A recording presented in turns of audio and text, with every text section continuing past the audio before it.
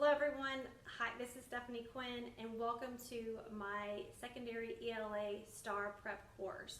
This is the first prep course and classroom that we've ever had on Educator. There will be more coming soon as we are able to educate and provide some professional development by giving you master teachers who are still in the classroom and working that are going to be showing you some relevant teaching strategies and secrets that they've been using along the way.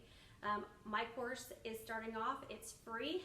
I actually am a consultant on the side. I do work for New Braunfels ISD as a secondary ELA specialist, but I also have a consulting business on the side where I help all small districts from Lubbock all the way down to Corpus Christi with their 6th through 10th grade STAR needs in English Language Arts. I'm going to back up for a second and give you a little bit information about myself so you know who the heck I am and why I'm here and if you're really going to get anything out of this. I promise you are. I have spent the last 15 years setting the tax test first and then moving into the STAR test. I'm going to, like I said, back up a little bit and share with you that English was not my first passion. And I know there's some educators out there that are like, what? How can you be a good educator if you didn't really want to be an English teacher your whole life?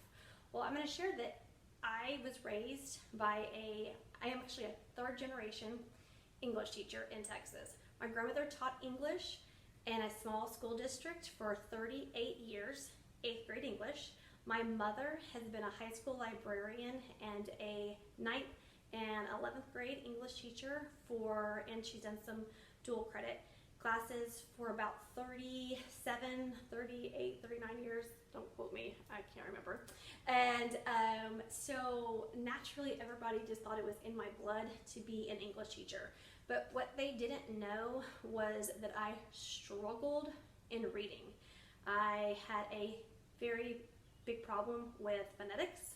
When I was in 6th grade, I was in a reading class. My mother even hired a private tutor. It was super embarrassing. And let's face it, secondary English teachers do not go to school and learn how to teach students how to read. We can do the comprehension, the inferencing, summarizing, but we do not know how to teach phonetics. And that's what I missed in my elementary years, is the phonetics piece. Also, my dad's dyslexic, my son's dyslexic. I've never been tested to be identified, but I'm probably the missing link there. And the dyslexia specialist from our district just would love to get her hands on me, but I'm probably unidentified dyslexic.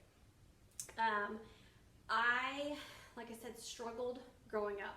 My grandmother was valedictorian. My mother was third in her graduating class. My sister was as well. My sister actually graduated from A&M with industrial distribution engineering, and then I would say, and then there was me. And I did not like school. I went to school to socialize, and that was it, and dance, and be in the band. But school was not the place where I found enjoyment in the classroom. My biggest fear in English Language Arts was having to read out loud, and that's one of the things that I do when I go and speak to children, students, and even high school, senior level. I talk and just put it all out there on the table. How many of you do not like reading out loud? How many of you feel like you are the slowest reader in the class? How many of you practice paragraphs when you can count? Like, I'm going to count, go around the room and say, oh, I think I'm going to be reading paragraph 4. So you practice reading paragraph 4 3 or 4 times before it gets to you because you don't want to be embarrassed. It's very interesting, all of the classrooms and the thousands of students that I've been able to speak with and teach over the years, the 15 years I've been in public education, of how many students that struggle also say they're embarrassed to read out loud. They're a slow reader. They've mastered fake reading. They don't want to be the last person. They skip read. So they'll start reading something and actually have to take their time, and they hear the peers around them turning the page and they only realize that they've gotten halfway down. And so they either skip and pretend to read, or they just flip the page and skip the rest of the information that they need to get that the teacher has assigned them because they don't want to feel embarrassed when people look around and go, you're still not finished yet. I was that kid. I totally get it. I was super frustrated growing up. I remember having a ton of arguments with my parents. Both of them obviously in the school district. My dad was president of school board for years. Like I said, my mom was a secondary English language arts teacher. And I had the I don't care attitude. You have homework. And I would say, I don't care. They said, you have a test tomorrow. And my response was, I don't care. They would say, you have a 72 in this class, and if you don't do well tomorrow, you may not dance on Friday night. And I would say, I don't care. And then I would go upstairs to my bedroom, slam the door, sit on my bed, and feel so frustrated. And it wasn't that I didn't care. It was the fact that I didn't know how to be successful. And I knew that if I studied, I was going to probably fail anyway because I didn't even know how to study. I didn't know how to make things make sense. So there was a ton of frustration growing up that came out as I don't care.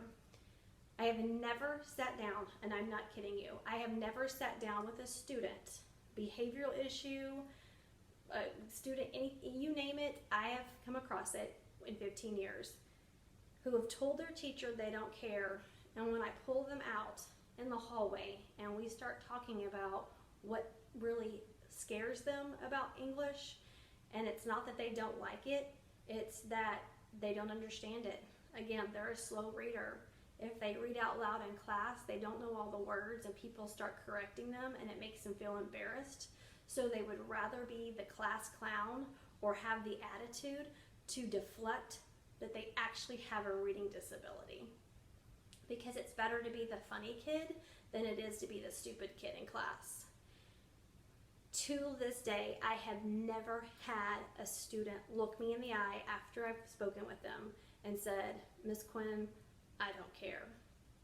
100% of them have either cried, which happened about 3 weeks ago in a small school district with a senior boy who broke down in tears and said, I care, I just don't know how to pass this test. And I said, let me show you how your brain works and let me show you how I was able to pass this test. So that's the biggest issue, is that we have a lot of students who have just shut down once they come to secondary. I've also been able to look at, we're trucking along in elementary and then 6th grade hits and it's hormones and it's a different campus and it's a different regimen, and then they just get lost in the shuffle and in the curriculum. So what I would encourage you to do before you even start with the reading lesson is start with the relationship. I go into small districts all the way from Lubbock down to Corpus Christi in my consulting job on the side, and I have to make a relationship with these kids in a very small amount of time so they trust me, so they will write for me, so they will read for me, and so they will perform for me. But they have to know that I care, and it's more than just saying I care. I have to show them that I care. I have to share my struggles with them and be genuine about it so that they can see something about it in me, in themselves. One of the things that's interesting about English teachers in secondary, or math teachers, or science teachers, is that, and maybe social studies teachers if they're not coaches, just kidding, is that a lot of us that are in this professional got here because it was our passion. We love to read, we love to write, and we want the whole world to love it too. And when they don't, it's like, why can't they do this? And it becomes frustrating as teachers. Fact of the matter is, most of our students, I would say, most of the ones I've had in the past, over the past 15 years, struggle. They have some reading disabilities. And whether it is with comprehension, whether it's with inferencing, whether it's vocabulary, fluency, whatever it may be, I have seen so many students come across that have been just skating by, and once they hit secondary, they can't hide anymore. They can't hide anymore on the data. They can hide in the classroom, but not when the data comes out. So the secondary teacher, most likely, is a teacher that has a love for reading and writing. And most of your students aren't going to have a love for reading and writing. And I describe this like two types of brains. just like with cars. You have your automatic trusty minivan, and you have a standard stick shift like Maserati race car. The automatic, you shift that into drive, press the accelerator, and it just goes. Shifts gears like it's supposed to, drive down the road. You get in a Maserati, you're gonna have to push in the clutch, you're gonna have to shift it to first gear, accelerate, listen to the engine, transmission, and then push to the second gear and the clutch to the second gear and shift the entire time.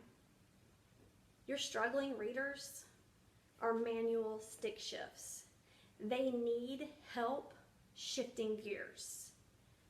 Your kids who love to read, and maybe some of those GT kiddos, and the way you are is that you just open up a book and it starts playing a movie right in your head. I'm going to share something with you. Your struggling readers see boring words on a page. They do not see a picture or a movie at all. So you have to create those things with them. The course that I'm going to be going over with you is to share with you what it looks like as we move through this with the reading, the writing, and the revising and editing. There are strategies for every single one of them so your students can be successful.